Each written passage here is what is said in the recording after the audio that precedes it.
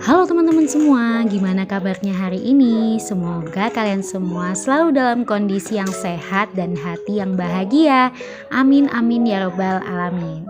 Sesuai dengan judul thumbnail video aku, hari ini aku mau melakukan evaluasi atas budgeting bulan September yang udah aku buat.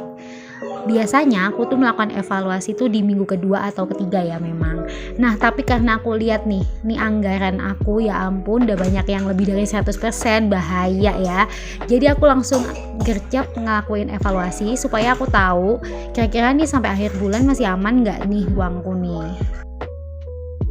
Dan sebelumnya aku mau ngucapin terima kasih banyak buat teman-teman yang udah klik video ini.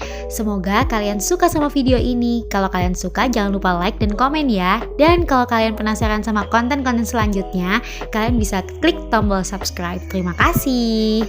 Again, ini mau disclaimer dulu kalau aku tuh bukan seorang ahli finansial, aku cuman ibu rumah tangga biasa yang pengen sharing-sharing ke kalian tentang gimana aku mengatur keuangan. Mudah-mudahan apa yang aku sharing ini bisa bermanfaat buat kalian.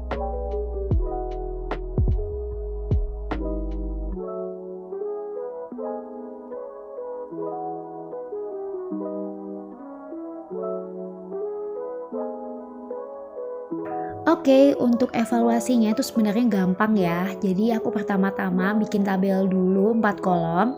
Aku tulis di situ kategorinya apa, budgetnya berapa, spendnya udah berapa, dan note-nya itu akan aku isi dengan sisa atau minus.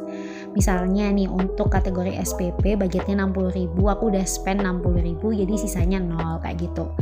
TPQ 40.000 tapi karena masih ongoing, ini kan masih jalan minggu ketiga ya, jadi aku belum bisa tentukan akan ada sisa berapa, jadi aku kosongin aja. Terus iuran RT aku udah bayar 12.000 dari budget 20.000 jadi sisa 8.000 gitu seterusnya, semuanya aku tulis. Dan kalau yang aku ongoing seperti LPG itu kan budgetnya 60.000 tapi kan ini masih ongoing, aku nggak tahu bakal beli 1 atau 2 lagi, jadi aku biarin, aku kosongin aja, aku fokus sama yang budget udah selesai aku pakai kayak gitu.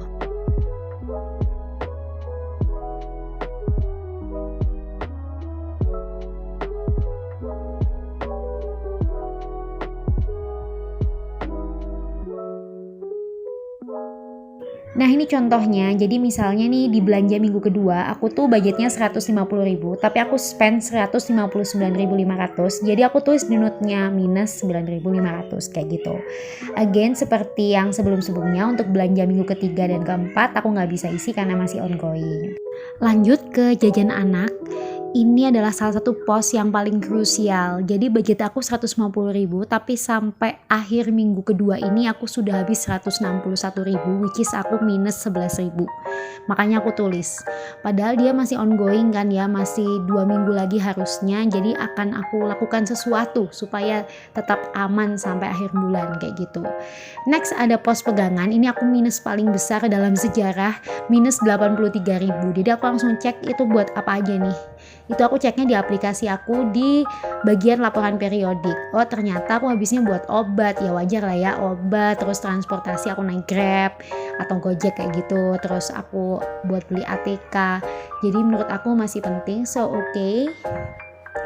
Terus tabungan masih aman. Terus dana sosial aku udah habis 198.000, sisanya 2.000. Jadi setelah aku total nih yang dari kolom note, aku tuh ternyata dari plus sama minusnya itu tinggal lebihan 500 rupiah gitu ya. Nah ini dia yang aku stabiloin, itu adalah pos-pos yang masih ongoing. Dan yang paling krusial tadi tuh di jajan anak, aku sudah kehabisan dana tapi itu masih akan berjalan sekitar 10 hari lagi. Jadi aku harus putuskan gimana caranya supaya budget aku tidak mengganggu tabunganku kayak gitu ya. Of course aku nggak bisa ngambil utak-atik budget buat LPG galon kayak gitu-gitu, TPQ itu kayaknya nggak bisa, susu pun nggak bisa. Kayaknya yang bisa aku otak-atik adalah belanja mingguan, minggu ketiga dan keempat kayaknya terpaksa aku kurangin budgetnya. Ya udah aku rebudgeting aja, jadi untuk minggu ketiga sama minggu keempat masing-masing aku jadikan budgetnya 125.000. Nah, jadi kan masing-masing nyumbang nih 25.000. Aku jadi punya 50.000 yang bisa aku masukin ke alokasi jajan anak di minggu ketiga dan keempat. Dengan asumsi ini kan tinggal 10 hari nih ya. Jadi 50.000 dibagi 10 hari berarti satu harinya 5.000. Mudah-mudahan sih cukup ya teman-teman. Insya Allah sih cukup gitu. Ini emang aku sadar sih kenapa kok bisa boros di minggu kedua dia lebih, terus di jajan anak dia lebih. Jadi karena anak aku kan lagi sakit nih teman-teman. Jadi dia makannya itu agak susah.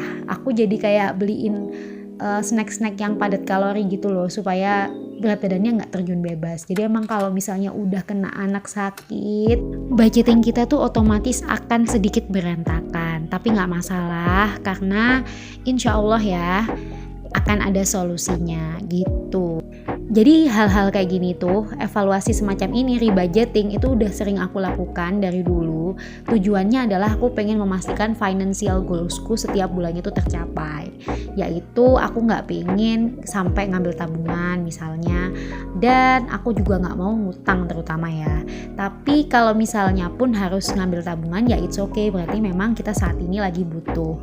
Tapi kalau selama masih bisa ada solusi yang lain, aku ambil solusi yang lain itu. Jadi buat teman-teman yang lagi budgeting dan masih merasa budgetingnya gagal karena masih over budget di mana-mana, nggak usah menyerah dulu. Apalagi sampai ngejudge, aku ternyata nggak bisa nih ngatur uang. No, karena memang ini semua butuh proses. Jadi nikmatin aja prosesnya. Mudah-mudahan kalian semua dimudahkan ya sama Allah. Amin. Oke, sekian dulu video dari aku. Terima kasih banyak sudah menonton. I'll see you guys on the next video. Bye bye.